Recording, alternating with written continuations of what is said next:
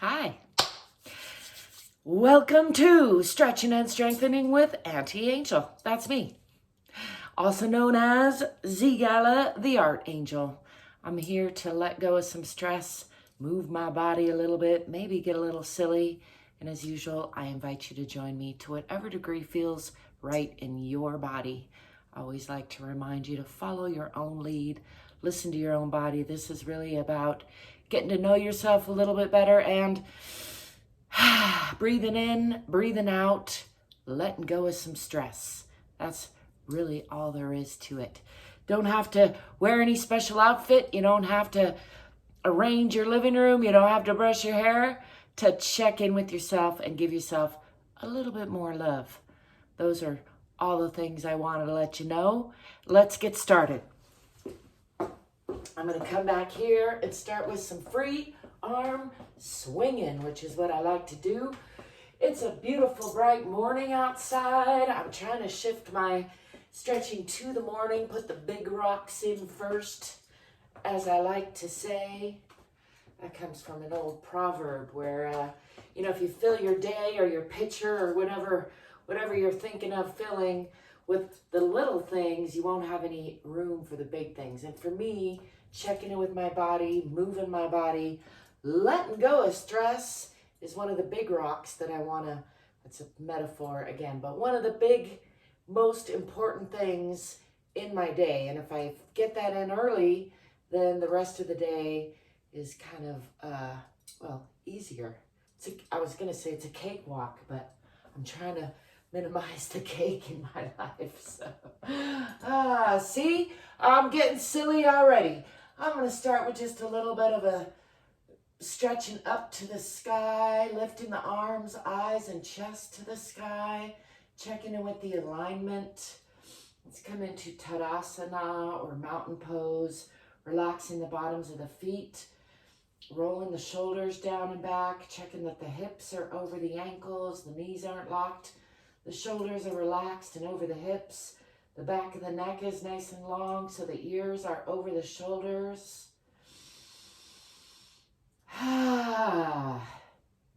Give a couple breaths there, just checking in, settling into the center of the earth. I can feel a little tension there in my lungs still. I'm continuing to work on that. It's always a work in progress.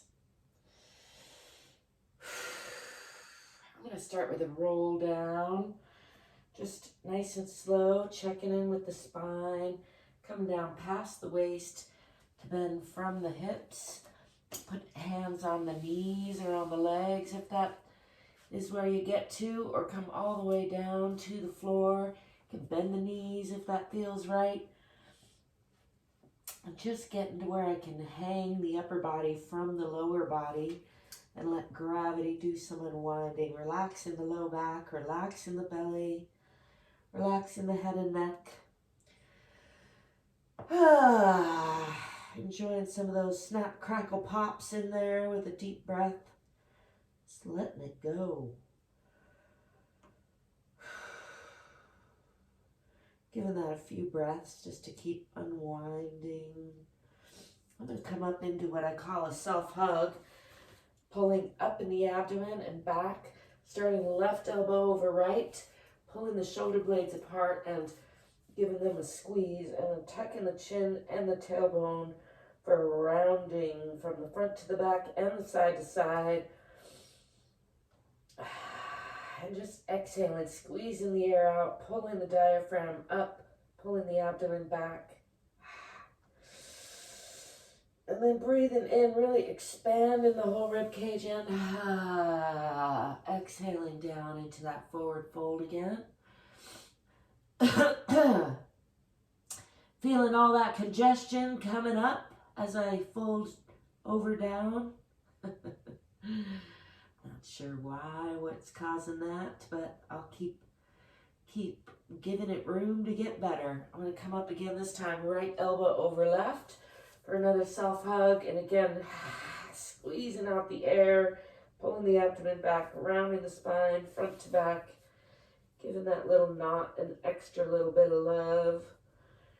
because it talks to me often. And then breathing in real deep, expanding the rib cage in, letting that all go. Coming back into that forward fold. I'm going to bend the knees, swing the arms back, come into a counter stretch again, lifting the eyes, arms, and chest to the sky, pushing the hips forward just a little bit. Just getting things moving. Let's come back into Tadasana or mountain pose, rolling the shoulders down and back. And I'm going to come into a moderate lunge, stepping back with the left foot first. Pull the hips onto this perpendicular line, pulling the back hip forward, the forward hip back, tucking the tailbone under a little bit. Check that I can still see the toes past the knee and pushing into that back heel. Feet are on relatively parallel lines. Pelvis is on relatively perpendicular line.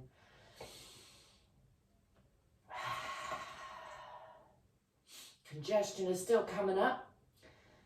I'm going to bring my sharp focus onto those fingertips, bringing my awareness through the body and to the external, sort of split shifting the awareness, internal and external.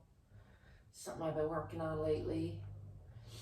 Where is the awareness? Is it inside or is it outside?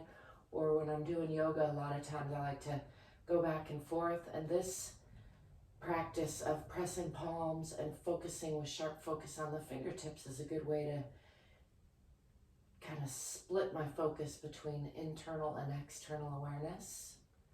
All just practice. There's not one right way. It's about resilience and adaptability for me.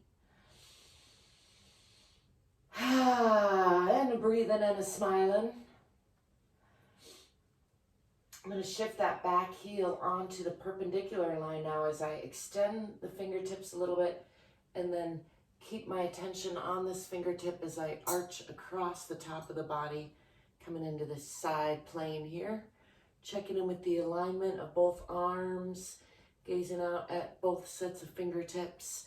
The knee, this knee is aiming toward the wall behind. The hips are opening now instead of closing. Just enjoying that side plane for a breath or two. Still breathing and a smiling.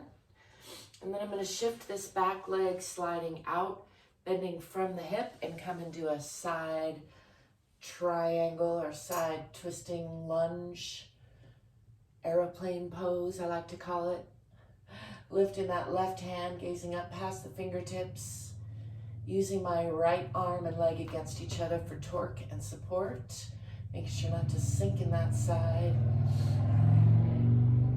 And bringing this hand around the back to reach for this opposite thigh.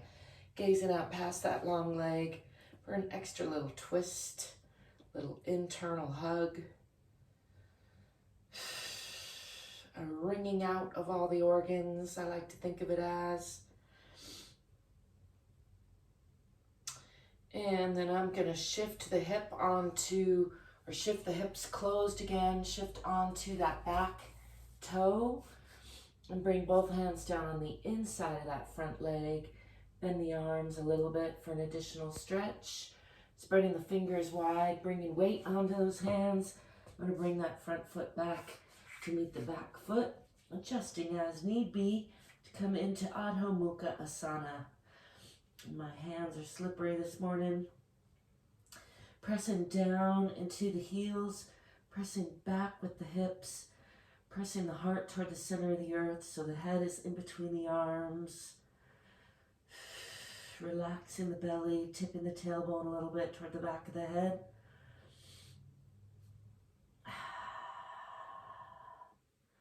Downward facing dog or Adho Mukha Asana. And then I'm going to come through either chaturanga or a plank pose. Hello, ball. And let the hips and knees sink down. Relax the toes and lift through the chest. Lift the eyes, lift the chin. For a nice cobra stretch, really stretching the whole front of the body, relaxing the belly if possible.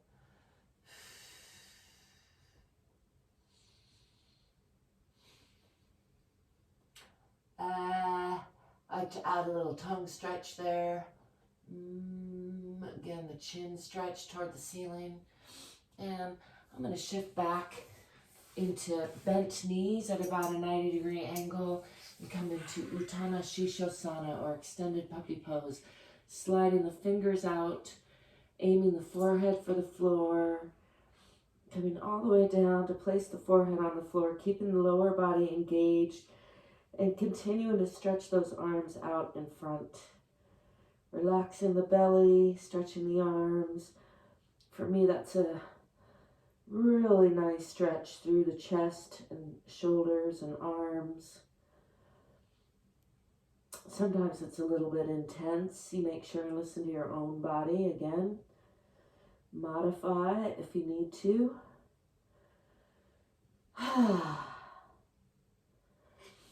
And then walking the hands back, lifting the forehead. Come to all fours. Let's do some cat-cow stretches. Lifting the belly, pulling up in the diaphragm, rounding the spine again, and exhaling. That's Marjariyasana, or cat pose. And I'm going to pair that with the breath in with Bitilasana, or cow pose. Lifting the chest and eyes, lifting the tailbone, breathing into the belly. And then exhaling again, rounding.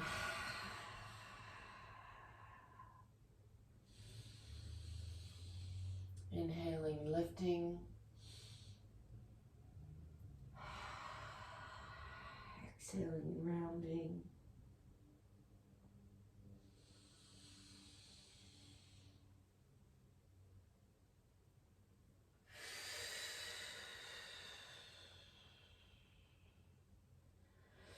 Coming back to neutral, walking the hands out just a little bit, tucking the toes under and lifting the hips. Coming back into Adho Mukha Asana, or downward facing dog. Pressing down in the heels, pressing back with the hips, pressing the heart toward the center of the earth. I'm going to shift this left leg in between the hands, coming into a nice deep lunge on that side. And step forward with that back foot, coming back into that forward fold. Just hanging here again in forward fold for a breath or so. Letting gravity do some unwinding. And I'm going to bend the knees, swing the arms back, come again into that counter stretch, pushing the hips forward a little bit, lifting the eyes, arms, and chest to the sky. And then bringing hands overhead and down in front, rolling the shoulders down and back, checking in with the alignment in Tadasana, or mountain pose. Making sure to relax the bottoms of the feet, unlock the knees, keep the hips over the ankles, keep the shoulders over the hips, keep the ears over the shoulders. Don't try that at home. The neck adjustment, that is, unless you're familiar and know how to do that. And stepping back with the right foot, bringing the hips again onto the perpendicular line. Feet are again in the parallel line. We're doing a moderate lunge or warrior pose on the other side. Tucking the tailbone under, looking for that nice strong line through the core. I'm going to bring these hands down in front again and again, roll the shoulders down and back. That's kind of a constant reminder that I do with myself, pushing into that back heel, making sure I can still see those front toes, and then bringing sharp focus onto those fingertips again. Just breathing and smiling, bringing my awareness, my focus into my fingertips with my eyes and my fingers themselves. This should feel nice and strong and stable. So adjust as need be to find that for yourself. And I'm going to extend these fingertips a little bit, keeping the shoulders down and back, and adjust that back heel onto the perpendicular line now. So both heels are about on the same line, And I'm going to keep my focus on this fingertip as I arch across the top of the body, coming into this side plane on the other side. Adjusting a little bit for stability. And again, this knee is aiming toward the wall behind me. And I'm enjoying the side plane with the open hip sensation. Checking in on the alignment of both hands. Indulging a little heavy sigh there before I start to slide this long leg out and bend from the hips. Bringing the left hand down on the inside of the left leg and lifting the right arm, coming into a aeroplane pose on the other side. As I like to call it, it's all made up, you know. I'm going to bring this hand around the back side to reach for this opposite thigh and increase that twist just a little bit, looking out over that long leg. Giving all the organs a hug on the other side. Just checking in with everybody, making sure not to collapse on that supporting side. And again, using that left arm and leg against each other for torque and support. And then unwinding all that, coming onto the back toes as I close the hip, bringing both hands on the inside of that front leg, bending the elbows a little bit for an additional stretch, and then bringing weight onto the palms and pushing back into Adho Mukha Asana or downward facing dog. Shifting the hips back, pressing down in the heels, pressing the heart toward the center of the earth. Tipping the tailbone toward the back of the head a little bit. I'm going to bend the right knee and press more into the left. And bend the left knee, pressing more into the right. And again, doing that on each side a little bit. Pressing back into the hips, down into the heels. Nice long line from the fingertips through the spine, out the tailbone. And then shifting the body forward through plank or chaturanga and dropping the hips. Lengthening through the belly, releasing the toes, lifting the eyes and chest to the sky, really pressing up through the palms. Nice long line from the pubic bone all the way to the chin. A little extra tongue stretch there for good measure. I like to add a little hum to that for some reason, just because I like to. I'm going to shift back onto bent knees. And again, slide these hands out, aiming the forehead for the floor, coming into Utthana Shishosana or extended puppy pose. Stretching those arms, stretching through the chest, stretching through the shoulders. Relaxing the belly as I continue to slide these fingertips out just a little bit.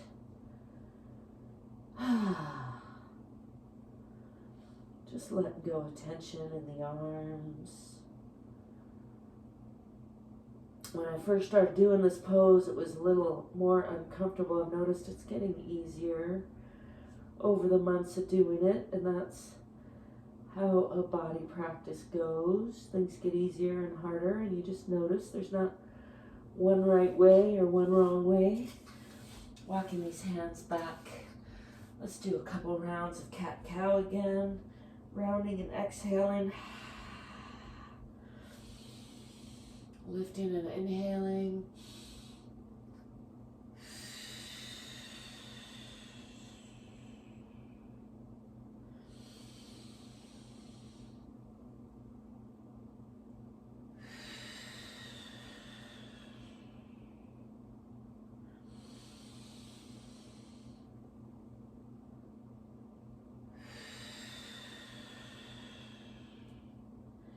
Coming back to neutral, walking those hands out just a little bit, tucking the toes under, and pushing back into Adho Mukha Asana or downward facing dog.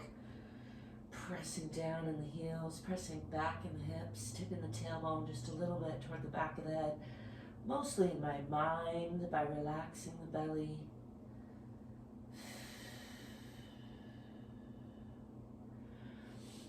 Let's see if that stretch can get a little bit deeper this time before stepping forward with the right foot, coming into a lunge on the other side.